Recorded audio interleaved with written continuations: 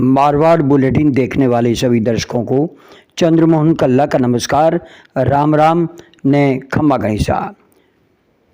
साथियों, कल 15 अगस्त है। आपको सभी को 15 अगस्त की मुबारकबाद। देश की आज़ादी का 75वीं वर्षगांठ हम मनाने जा रहे हैं, इसके लिए आप सभी को बधाई।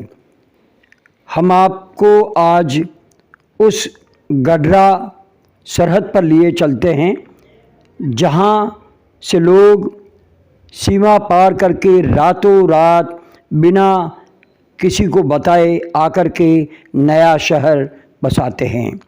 दोनों देशों के बीच में सरहद खींची जा रही थी। इस सरहद के इधर रहा वो भारत और उधर रहा वो पाकिस्तानी।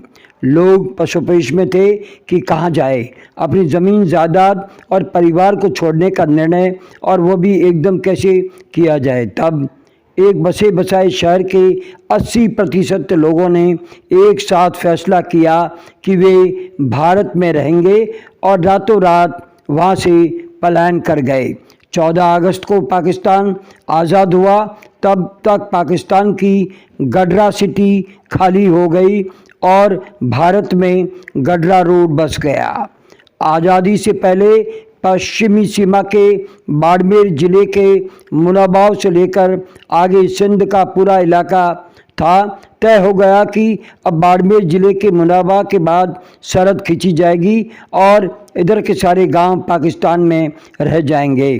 गडरा रोड से 4 किलोमीटर दूरी पर ही गडरा सिटी पाकिस्तान का बड़ा कस्बा था, जिसमें करीब 5000 की आबादी थी। सर्वाधिक माहेश्वरी, इसके अलावा सभी कौमें वहाँ रहती थी। यहाँ उस समय का सिंध प्रांत का बड़ा व्यापारिक कस्बा था, जहाँ देसी घी, ऊन, गोंद, ग्वार, गूगल, कुंबट और सूखे मेवे का व्यापार देश भर में होता था। जोधपुर हैदराबाद के बीच में रियासत काल से रेल चलती थी और गडरा सिटी उसका स्टेशन केंद्र बिंदु व्यापारिक मंडी के नाते ही बना था। रेलवे स्टेशन से 7 किलोमीटर की दूरी पर गडरा सिटी बसी थी। भारत पाकिस्तान के बंटवारे के समाचार इन तक पहुँचे तब तक 13 अगस्त आ गया। चर्चा में था कि इधर गडरा सिटी तो पाकिस्तान ले जाएगा। ऐसे में वहाँ की हिंदू आबादी की 3600 कौम इस द्वंद में थी कि अब क्या होगा। जैसे ही पता चला कि रेलवे स्टेशन भारत में रहेगा और सिटी पाकिस्तान में, तुरंत 80% लोगों ने एक साथ गडरा सिटी से पलायन कर दिया और 13 अगस्त को ये लोग गडरा रोड में आकर बस गए और सारा गांव खाली हो गया।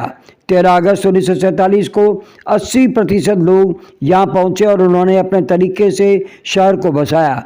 इसके बाद भारत पाक बढ़ गए। 1965 और 1971 का युद्ध हुआ तो गडरा सिटी के शेष 20% लोग भी गडरा रोड आकर बस गए। अब गडरा में सिटी के सारे लोग हैं जो पाकिस्तान से आए हुए हैं। गडरा सिटी से आए लोगों ने 1965 का युद्ध हुआ तो सेना से आग्रह किया कि वे तो आ गए, लेकिन उनके कन्हैया की मूर्ति सिटी में है। सेना की मदद से मुरलीधर जोशी और उसके कृष्ण की प्रतिमा भी वहाँ से ले आए, जिसकी प्राण प्रतिष्ठा भी की गई। वहाँ के लोग बताते हैं कि हमने जिस नया गडरा रोड को बसाया, हमारे भारत ने सब कुछ इस कस्बे को दे दिया। गडरा रोड की वर्तमान आबादी 20,000 के करीब है और हाल ही में यह उपखंड कार्यालय बन चुका है। गडरा सिटी की तरह गडरा रोड भी अब बड़ी व्यापारिक मंडी बन गया है। 26 ग्राम पंचायतों के लोग यहाँ से सीधे जुड़े हुए हैं। सेना के लिए 1965 और 1971 के युद्ध में ये कस्बा मददगार रहा। कारगिल और उसके बाद जब भी बॉर्डर पर तनाव की स्थिति बनती है, गडरा रोड के लोग सेना के लिए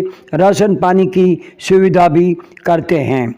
अभी इतना समय 75 साल गुजर गए, लेकिन गडरा रोड के लड्डू बहुत प्रसिद्ध हैं, जो कि देश भर में गडरा रोड की लड्डू के नाम से प्रसिद्ध मिठाई है।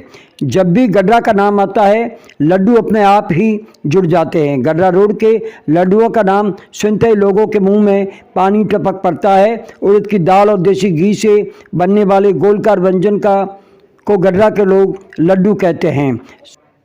बीएसएफ के जवान देश भर से यहाँ आते हैं और सीमा पर रहते हैं। वे जब छुट्टियों पर जाते हैं तो कई देशों के लोग भी लड्डू यहाँ से मंगवाते हैं। बीएसएफ के जवान अपने गांव तक इन लड्डुओं को ले जाते हैं और ये गांव से निकले लड्डू आजकल बाड़मेर के हर कार्यक्रम में भी जाने लगे हैं।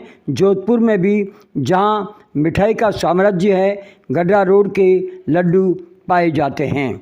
इसके साथ ही हमारा आज का ये समाचार बुलेटिन यहीं समाप्त होता है। अगले समाचार बुलेटिन के साथ फिर हाजिर होंगे, तब तक के लिए हमें आज्ञा दीजिए। जय हिंद।